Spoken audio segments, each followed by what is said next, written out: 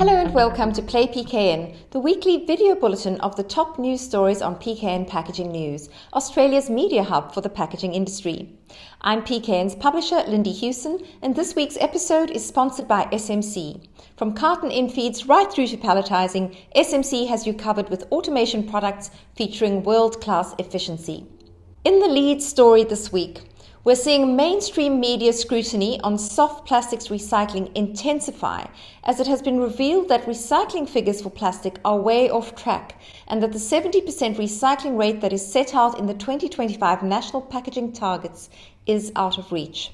To change the trajectory, recycling infrastructure would have to ramp up significantly. PKN understands that the pending Australian Packaging Covenant Organisation report that's soon to be released will show current and planned investment in Australia will create capacity to recycle 60% of plastic packaging that's placed on the market. The Australian Food and Grocery Council CEO Tanya Barden has said that while the low rate of plastic packaging recycling is disappointing for industry, projections for future recycling capacity show important progress is being made.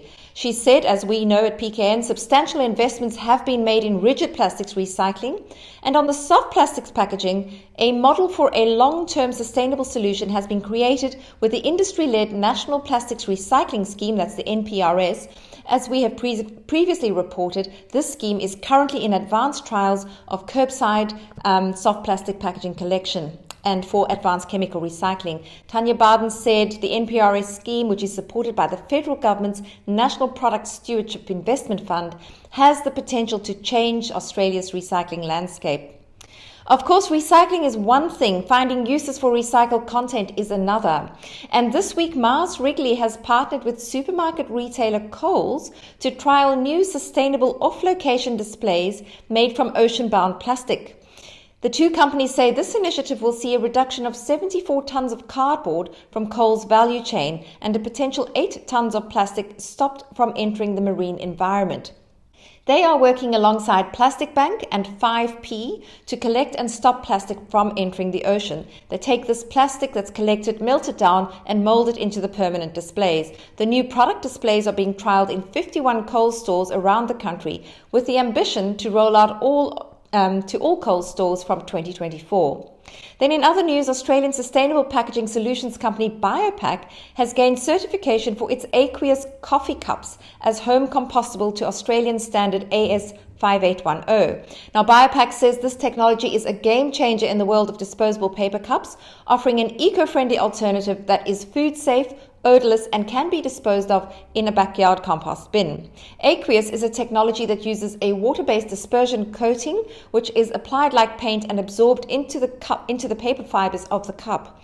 According to the company, this process reduces the amount of material needed while still providing the same leak and grease-proof benefits as other coatings like traditional PE plastic. Then over to Close the Loop, whose shares have shot up by 21% following its $66 million acquisition of Texas-based refurbished electronics business ISP Tech Services. This deal has now closed. It will enable Close the Loop to focus on resource recovery in the US, giving it a significant remanufacturing and reuse presence in the US and extensive distribution networks, while for ISP it will provide a route to expand in overseas markets. The founders of ISP Tech Services now become substantial shareholders in Close the Loop. Then, in some global news, packaging solutions giant Amcor has recently been recognized for its strong commitment to sustainability with an AA rating in the MSCI Environmental, Social and Governance rating.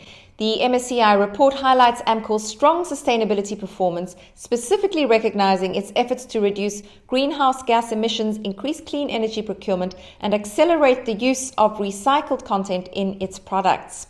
Packaging giant Amcor, well done. In an interesting development for fast food packaging, spurred into action by advocacy group As You Sow, McDonald's in the US has now pledged to evaluate and report on the opportunities and risks posed by switching to reusable packaging, including its impacts related to single-use plastic and other single-use packaging, as well as the environment.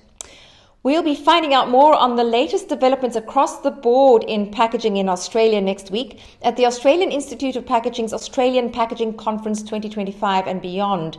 You can still book tickets on the AIP's website. Head to aipack.com.au And also book tickets for the Packaging Innovation and Design Awards 2023 happening on the 28th of March, so in the middle of that conference.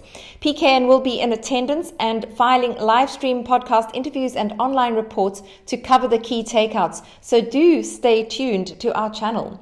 Well, that's all from me for this week. For more on these and other stories, head over to our website where you can register for our weekly e-news as well, packagingnews.com.au. Thanks as ever for watching.